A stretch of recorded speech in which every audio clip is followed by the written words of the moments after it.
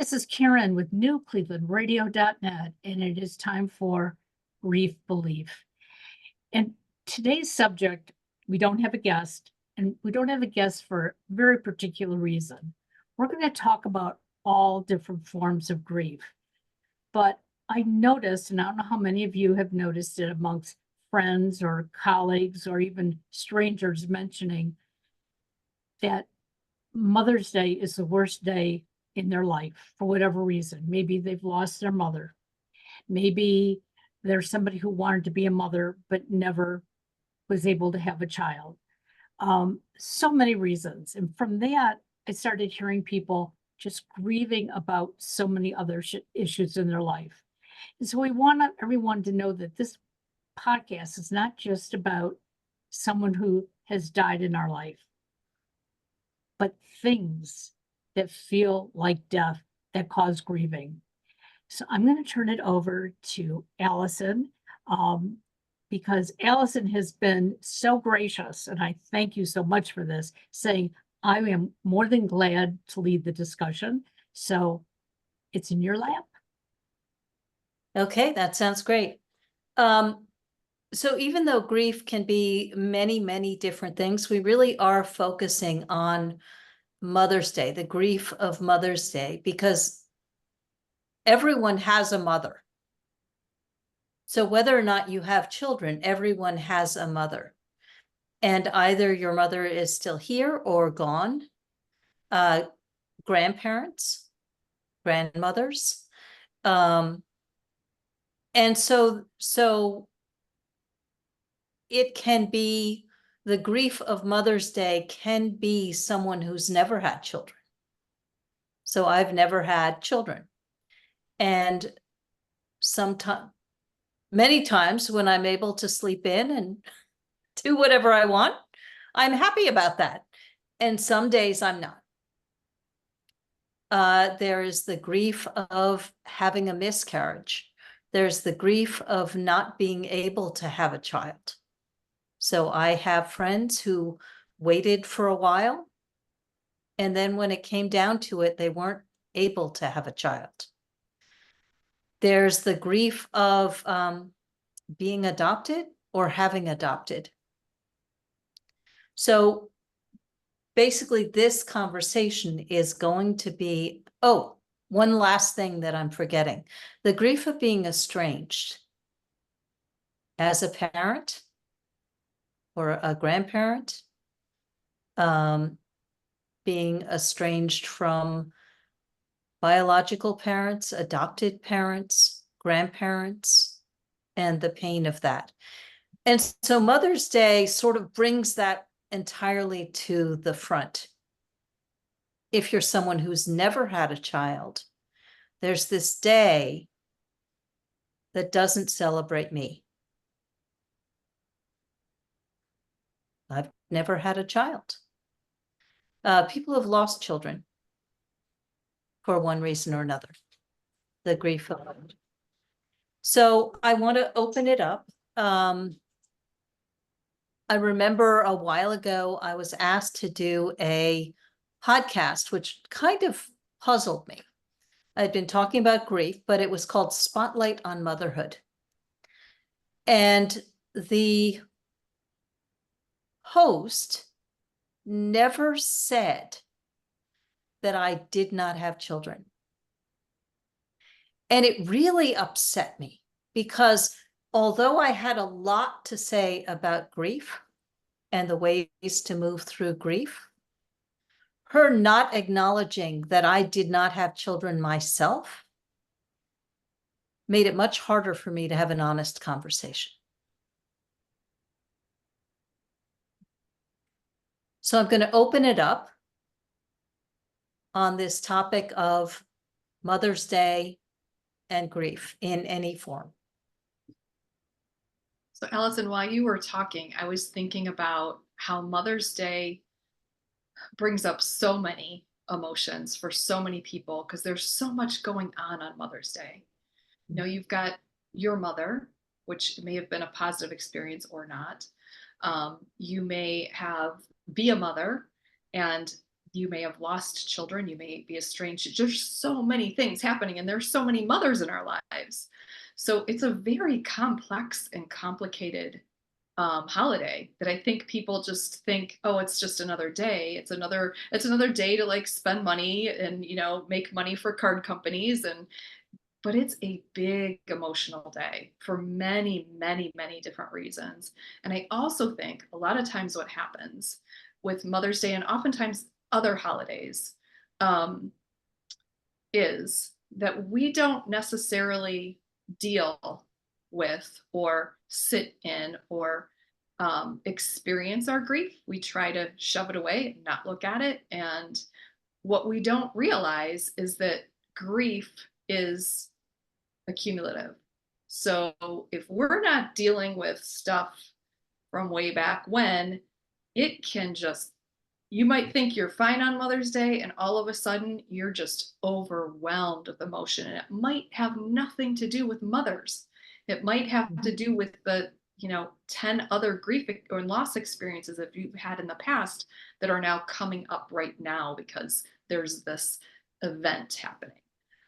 So Mother's Day can be a very volatile, and Father's Day too, but we're talking about mothers right now, but it's something that's kind of unexpected that I don't think people really, they're kind of surprised by when it happens. Well, I also think that it is this holiday that was created for mothers of soldiers. So it wasn't really Mother's Day in general like it is today, but this was right around World War I when it got created. And if you stop and think about that, it didn't really become a hallmark card day until probably the 50s or 60s. And I think that's the problem when it becomes commercialized. We all get this feeling, this is the way it should be. And I remember my first Mother's Day with my oldest son. We were going to his grandparents' house, my in-laws at the time, and everything was about my mother-in-law. My husband didn't say Happy Mother's Day to me. My child was a baby, so he wouldn't know how to say Happy Mother's Day to me. And I went to my mother-in-law's and everything was about her. We took her presents and she got to hold the baby and I remember walking out of there crying. And I didn't realize that was grief until many years later. Because that was the first time that I could have celebrated Mother's Day. And I think you're right, Christy. Some of those things come back and haunt us at other times. And we remember a time when we felt empty. But I know I never really thought about until recently the women like you, Alison, who have relationships with other people and their children.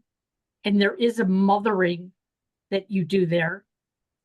But we don't honor you on Mother's Day because you don't have your own child. And that's sad. I think oftentimes too, people, especially with Mother's Day, I guess it can be any time, but I think on Mother's Day especially, there are so many different emotions that come up. And I think a lot of times we think that we can only have one emotion at a time. And that's just not true. So on Mother's Day, while you might be really happy and thrilled to be with your family, you could still be really sad that, you've lost your mother, or, you're estranged from a child, or, you're estranged from a parent. So you can have more than one emotion during that day. And it's an emotionally charged day, I think, because there can be so many emotions. I think we just kind of think that, well, I woke up today and I feel happy, so I'm going to be happy. Or I woke up today feeling sad, so I'm going to be sad. But you can have all those emotions and you can allow them to pop up. Kind of like Candace says, surf them, just, allow it to happen, allow it to like go through you, and another emotion will come up. And sometimes they're going to be good, and sometimes or happy, or make you feel happy inside, and sometimes they're going to make you feel sad inside, and that's okay. Absolutely. Christina, I saw you moving forward. Yes, so I agree with everything that's been said so far. And I go back to what Karen was saying. One of the things that I thought of as well, excuse me, was also the loss of that expectation of what we wanted to see on Mother's Day, what we felt like we should have gotten. Because I think mainly as women, we are givers. And for me, I know I have struggled in the past with not being okay with being honored or, yeah, honored, I guess is the right word, or the best word rather. And so expectations, and also what Christy was just describing as well, like it's okay for us to have those conflicting emotions. 5 minutes you may be very sad, and then it passes and you have another emotion. So yeah, I just wanted to chime in with that. Yeah, that's perfect. The giving and receiving. Yeah, I think that's a big deal. And I think it's a great point because, who do you call? I have a mother, I have a stepmother. I take care of my mother-in-law who's 101. And with my mother-in-law, I didn't bring it up because it would remind her that her son is dead and she has periodic dementia. With my stepmother, she has rapid onset dementia, and I was worried she wouldn't know who I was. And my mom just doesn't go for commercial holidays. So she would have been sort of mildly offended. And so there's a question about what do you do? Do I call my sister-in-laws? Do I call my, and when you yourself are already overextended on this day with all these expectations, how and to whom do you extend yourself? I think is a pretty good question. Very good question. How do you, for many of us who are on social media, how do you get up, and even a couple of days before Mother's Day, as people were posting all the great things that they were going to be doing, but on Mother's Day, all the pictures that were being posted. Now, my oldest son came in town for the weekend. We talked about taking a picture.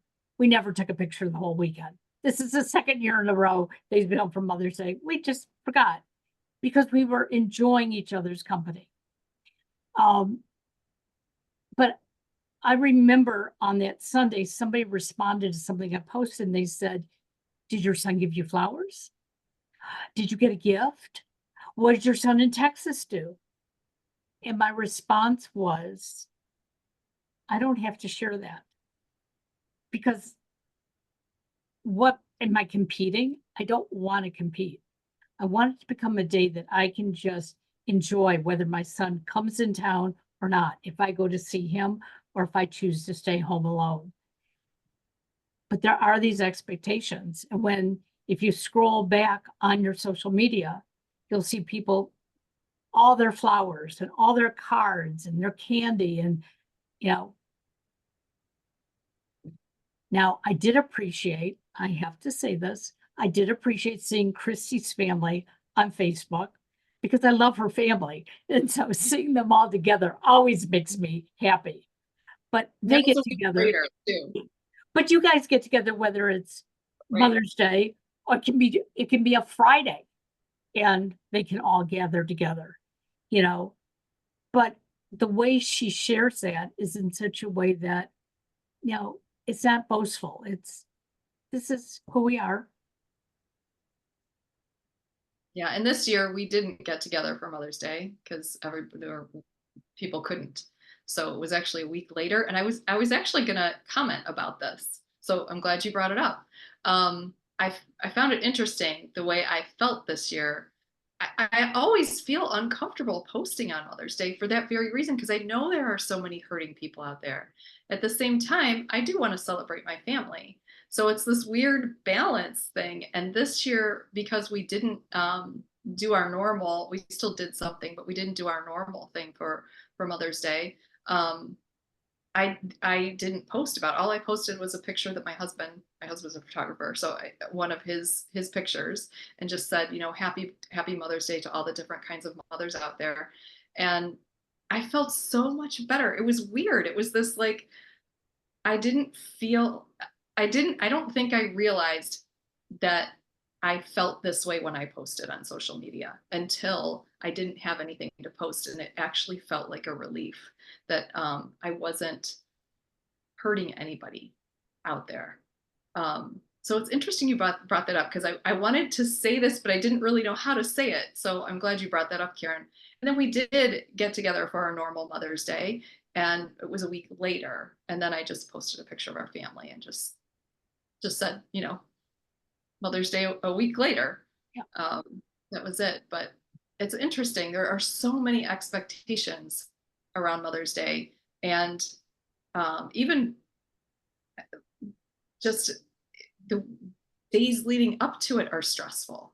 Like, I'm going to have all these expectations, and I'm going to be let down. And what am I going to feel good? Am I going to feel sad? What am I going to feel? I lost a baby, and I have an estrangement in my life, and my mom is gone, and she passed away. So there's a lot of emotion and grief. As you never know how it's going to show up, or when it's going to show up, or if it's going to show up. So I'm always wondering, oh, what am I going to feel like? and then there's the expectation of the day. Is it going to be fun? Am I going to have to share it with so many other mothers, or do I get to be kind of in the limelight too? So there's a lot there that I don't think we realize. Yep. Christina? Yes, and also along those lines, I had this conversation with my sister as well, is in that we never know how it's going to show up or how that day is going to be, but also the importance of that communication piece with our loved ones. Like, I have a 10-year-old, so communicating to my husband, I think this is kind of how I want to see my day go.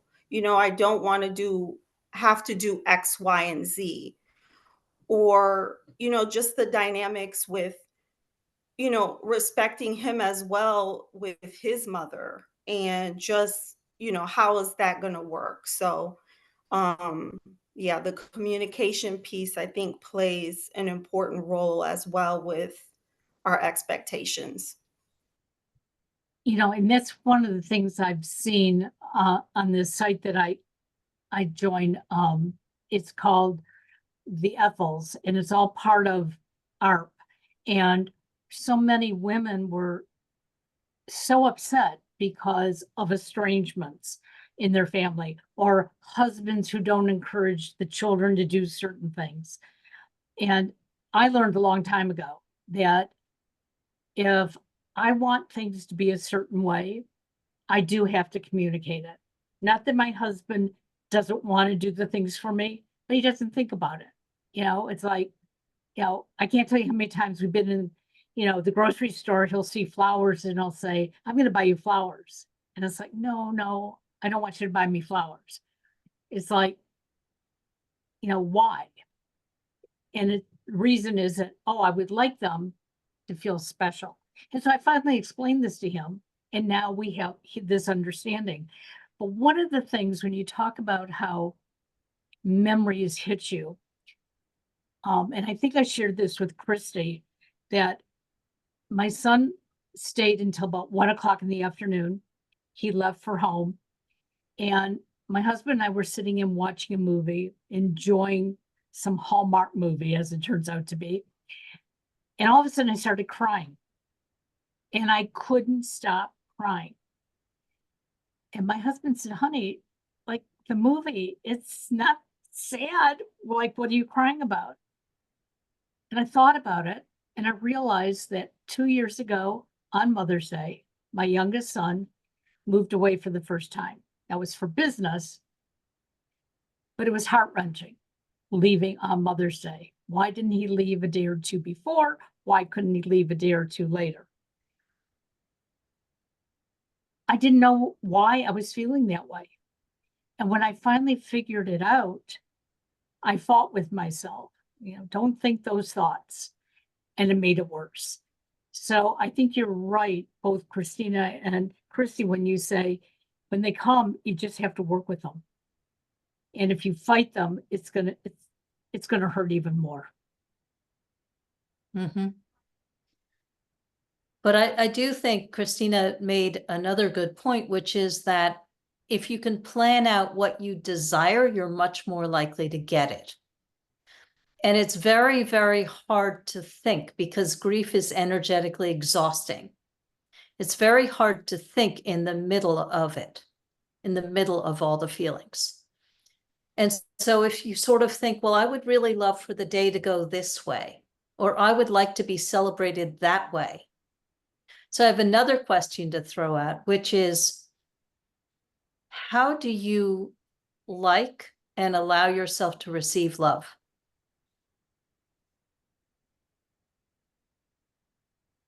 Now you're getting Is it- heavy questions there. It's not easy.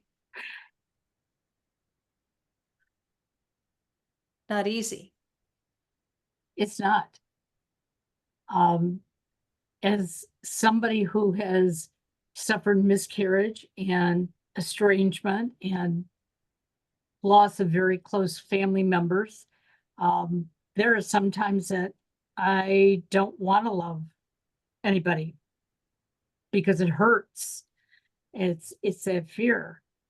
But on the other hand, I know that's what keeps me going, is having those people who are close to me. And it comes from communication. Yep. I think for me, it really varies. It's actually hearing I love you, especially unexpectedly. It's doing something that they know that I like without my asking.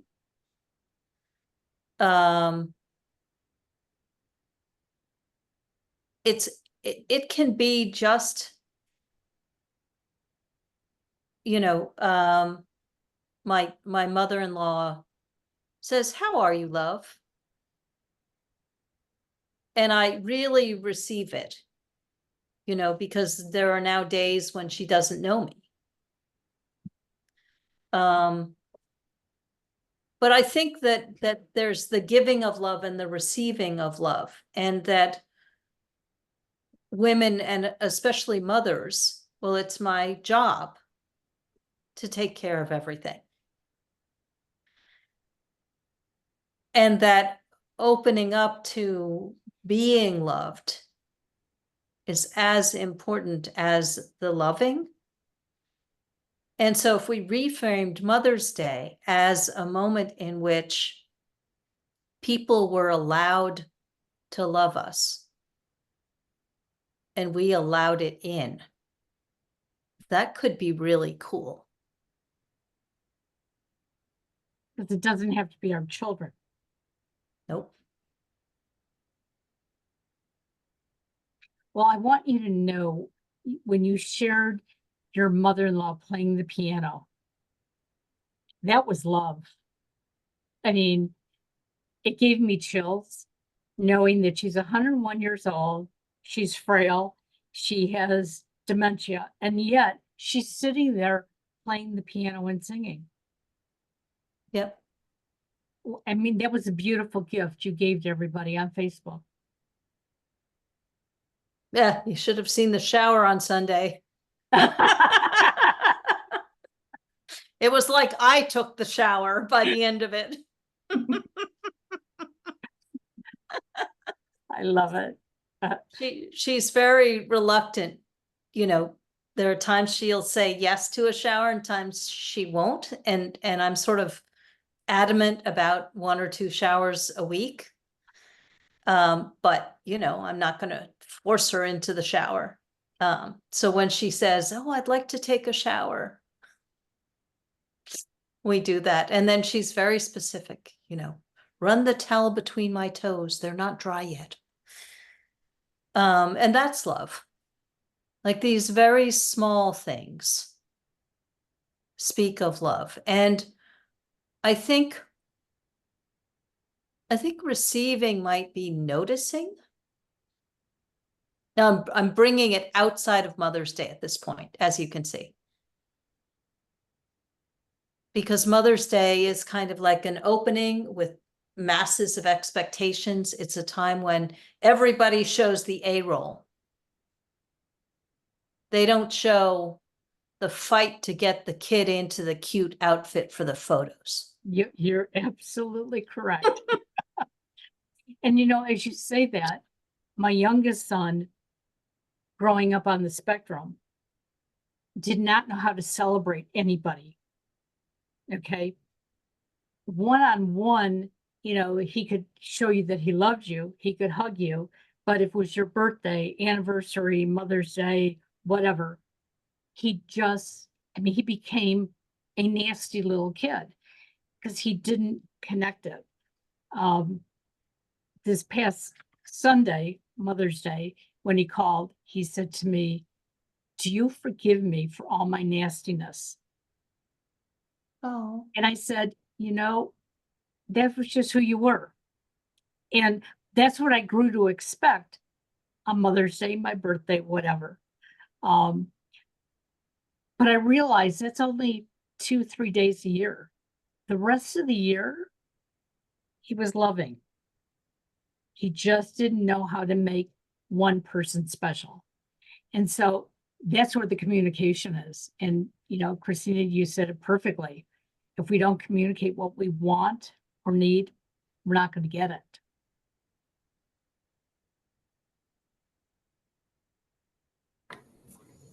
And two, what you just said brought up to me, like, that's the importance of really processing our emotions and really going and doing that healing work, because you got to a place where you knew that's who he was and didn't, you know, you accepted him for who he was.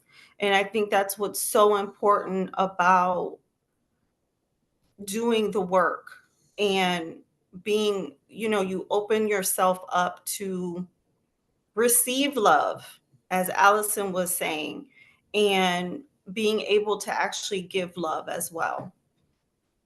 Absolutely. Yeah, I'd like to open it up as well to the idea that we need to give grace to the people around us. Because if we don't communicate, as Karen and everybody really has said, they don't know what we want. They cannot give us what we want if we're not letting them know what that is.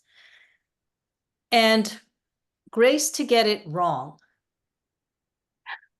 Grace to get it wrong on our side, grace to get it wrong on their side.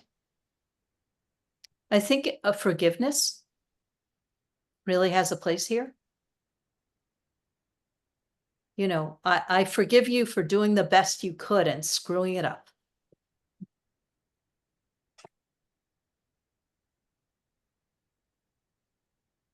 That's a hard one for all of us, at least in the moment.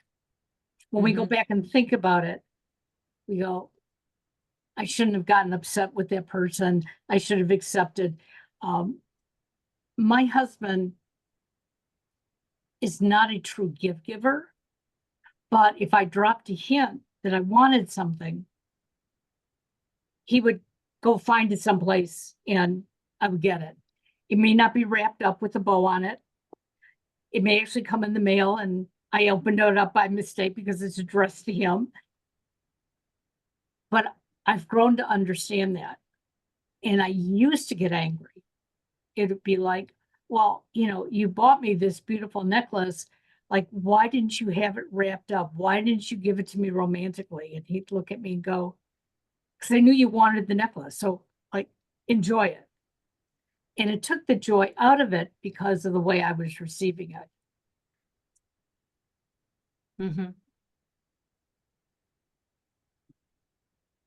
Yeah, all our love languages are not the same. Yeah. And I think it's really, really important to remember that. And especially when we're grieving and tender and raw. We really want stuff to get delivered in our love language. And sometimes it doesn't. I'm not even sure I know what my love language is. I think it changes.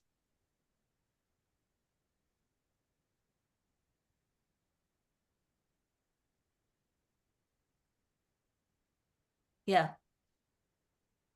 I mean, I think it's probably words and gifts. Appreciative word. It's appreciation Probably. Mhm. from knowing you. Mine is words. I'm such a word person. So I'm going to get a little personal there, Allison. So you have this wonderful man in your life. He's I the do. second most wonderful man in your life. I have to, because we know how much your husband meant to you. Yep. Is your love language the same in this relationship as it was in the last one? No. Oh, well, mine is, but his isn't. My husband was very much like your husband. What you got the thing, what's the problem? You know? Yeah. Okay. His is physical touch. And mine is words. So in any relationship, and I think that mother-daughter, that's a tough thing. Mother-child is a tough thing. Mother-daughter is a really tough thing. And my mother and I at this point have a really, really, really good relationship. But we didn't used to. Our relationship used to be, you know, I read like crazy. So I would read 30 books in a summer. I would take out 10 books. And sometimes I didn't finish all of them. And so I would be bringing back, you know, the 7 that I read and the 3 that I didn't read. And my mom would say, well, why didn't you get through all 10?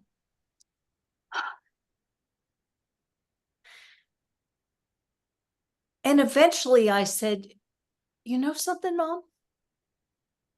You always do that and it hurts.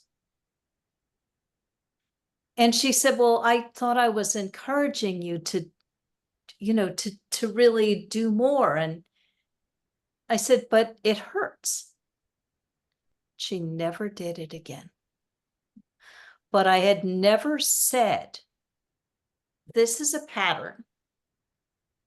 And every time this pattern kicks in, it hurts.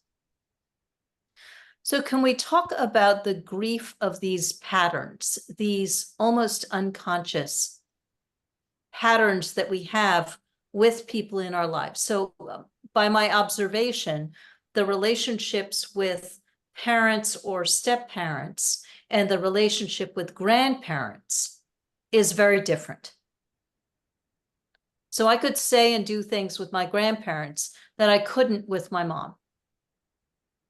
My mom, when I would, you know, fight with my grandfather, she would say, oh, you can't do that. But he loved it because I was one of the few people who stood up to him. But he wouldn't have loved it if she had done it. So can we talk a little bit about that? Or am I the only one? Well, I had a very strange relationship with my mother. Everybody thought that, you know, I was my mother's princess. She wanted a girl. And she wanted 6 kids. She ended up with 3. But I'm the youngest. And she dressed me like a doll for the first 3 years of my life. But I always felt like my mother and I were hitting heads. And so I would describe my relationship with her as a love-hate relationship. And I remember when my dad was still alive, my husband said, for your sake, I hope your mother outlives your dad because you have to develop some kind of closure with her. And that used to make me upset because it was like, no, if my dad, lives longer, I'm his girl. As it turns out, my dad passed first. But I still felt that way until I moved in with her for the last 2.5 months of her life. And we talked. And I learned things about her. And I even said to her, we have a love-hate relationship. And this is when her mind was still clear. And she said, what are you talking about? You're the love of my life. Mm. And that changed things for me. And I went through grief recovery so that I could sort of put closure to those bad feelings that I had, because I still was harboring them, even though I was the love of her life. No, we had this fractured relationship. But I realize now, no, it was something I created because of maybe a pattern. And one of her patterns always was, you would look so much better if your hair was short. And every time I'd grow it out, it looked so much better. Since my mother passed away, I have not had short hair. It's like, I'm going to stand up to her now. These threads. Yeah. Christina, did you have something you wanted to say? Yeah, what I think about, so me and my mother are close. And prior, I think a lot of the stuff that she would say that would hurt me, I always like internalized it and never really said anything because one, I hate conflict. Second, I was always giving her the benefit of the doubt, but not really. I just kept on putting my feelings to the side. And so, Allison, you were saying before you asked the question, really why, it's important to communicate that, because if not, it's just going to continue to get done to us. And a lot of times they are not aware of it. So, yeah, that's what I wanted to share. Absolutely. I was gonna say too, I'm I'm a parent and I'm a grandparent. So there is a big difference. And I think with your children, you just you want what's best for them, and you are oftentimes just anxious about that, and you're harder on them because you want the absolute best for them. And also, you're still figuring out parenthood. You don't know what you're doing. Like, you're just, you're trying to figure it out as you go. And each child is different and each one needs something different. So I think we're a little bit harder on our kids than we are with our grandchildren, because there's that, with your grandchildren, you're not the one responsible for everything. You just get to hang out and have fun with them. So it's a lighter relationship. And with your children, it's because you love them so much, and you just want what's best for them. And so you kind of well, at least we did. We pushed harder with our children, clearly, than with our grandchildren. So it's just such a different dynamic, and all of it is about love. All of it, every single bit of it. It's not because we want our children to hate us. It's not because we want, we're trying to do something that's going to hurt the relationship. No, you don't want that. A lot of times you don't realize what you're doing, that might be hurting your children. And I think it's great that your children can come to you and say, hey, this, like you did, Allison, and everybody, whoever's done that, to go to your parents and say, that's a scary thing to do.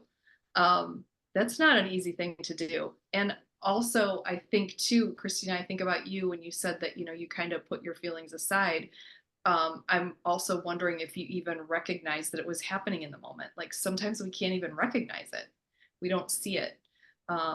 So anyway, I think there's a big difference between being a parent and a grandparent. And the thing that's the common thread is that it's all about love. Mm-hmm. And two, I think a lot of it for me personally came up when I became a parent. You're right, Christy. I think a lot of it, I didn't realize it in the moment, but when you become a parent, it's funny how things from your past, if it was, your relationship with your mother or how you grew up, how things can come up and trigger us sometimes. Yep. Well, I think sometimes, and I know at least for me, I felt that my parents were always directing my life. These are the kids that you can play with. These are the guys you can go out with. This is what you're going to wear. This is where you're going to go to college and the whole bit. And I know when I had my boys, I did not want to do that. Yes, did I want to keep them out of harm's way? Yes. But I remember my oldest son when he was maybe 7 or 8 years old, loved history, and he announced to us he was going to be president of the United States someday. And the way he acted, he was really going for this. And I think up until maybe he was 14 or 15 is when he changed his mind. But I never said, well, that's not going to happen. I never said, oh, why would you want to do that? I would tease him occasionally and say, well, can I live in the White House with you?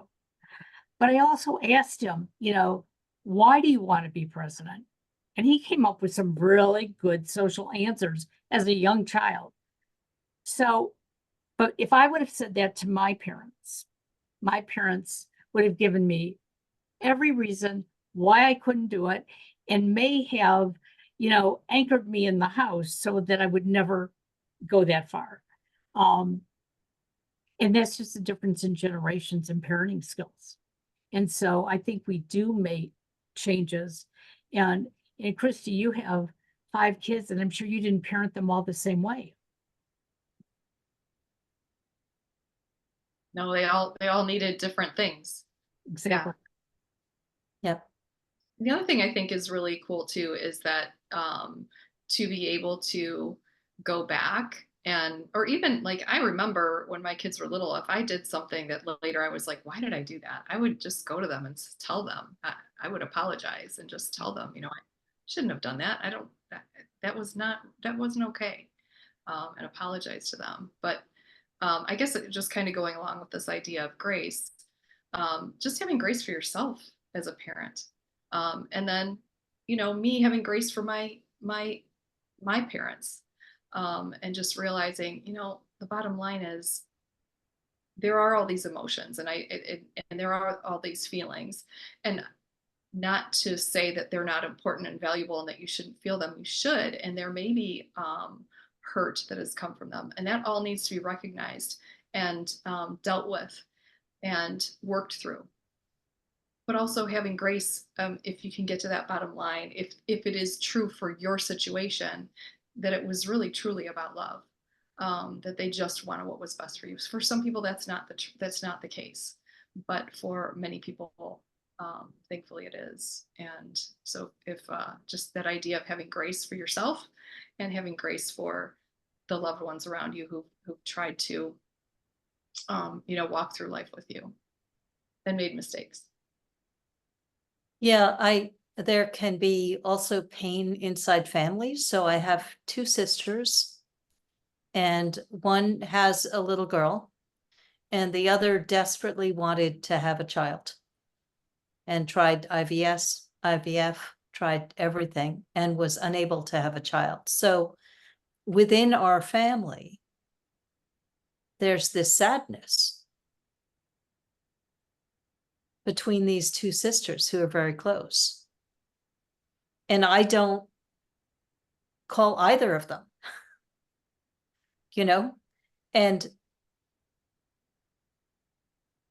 my sister, who wasn't able to have children, doesn't talk about it, has never talked about it. And I really wonder about the grief, the unprocessed grief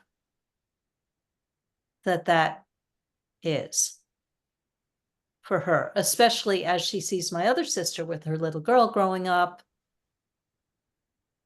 You know, what's the cost of that? Because grief, as long as you move it through your body, as long as you acknowledge it and allow it to be until it chooses to leave, it's a beast if it's suppressed. But Volcanoes are not good when they erupt. But there are people who hold on to their grief because, and I'm not exactly sure what their reasons are, but sometimes I think it's, if I don't hold on to it, then who am I? This is who I am. You know, I am sharing grief because I lost a child. You know, Mhm. I know when I had my miscarriages, it was back in the late 80s, early 90s. People didn't really talk about it other than to pat you on the back and say, everything's going to be okay. You can try again. And it wasn't till maybe about 10 years ago, a friend of mine who went through a miscarriage shared with me that she and her husband had their own private little memorial. And I mentioned it to my husband. And he said, well, then let's do that. And let me tell you how good that felt. But there's still a grief inside of me that says, all these stupid people who wouldn't let me grieve. But I didn't want to hold on to it. And so the idea that I could do this was wonderful. But for all those of you who are out there and maybe holding on to your sadness, your grief, whatever you want to call it, you are allowed to be happy. But it's up to you to take that step. And we're not going to tell you when, because it's up to you.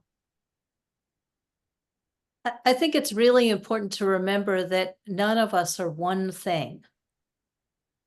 And we get consumed by parts of our identity. When my husband was dying, I had to remember that I was still a woman. Not just a caregiver, not just a widow after he died. But it was really hard because for 11 months, all of me was caregiver. And for my mother-in-law, for close to 8 years, caregiver. And then when she dies, she is my last link to my late husband. And so that's complex. And we had a vicious relationship while my husband was alive. And we absolutely adore each other now. My husband was diagnosed with manic depression 6 weeks before we got married. And his mom came into the hospital, pulled all of us into a room, and read everyone a 7-page letter about why I should not be allowed to marry her son, that I was dangerous to her son.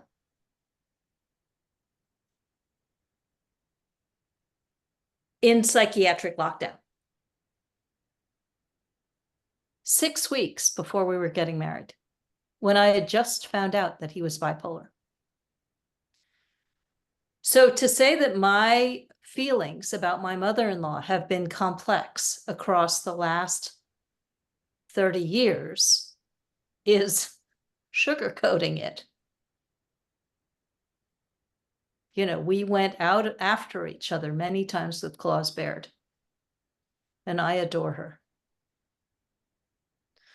So we're not all one thing. We don't have all one set of feelings, as Christy said at the beginning. And I think we have to allow ourselves to be human. We have to give ourselves, we keep talking about grace, to love and be loved, to have it be messy and complicated. What last words kind of Sure. do people have for our listeners? Well, I just want to thank you for leading today. Every time we get together, from that first podcast you and I did one-on-one through all of Grief BeLIEF, I learned so much more about you. And I feel like you're my sister. Well, It feels so good to know you.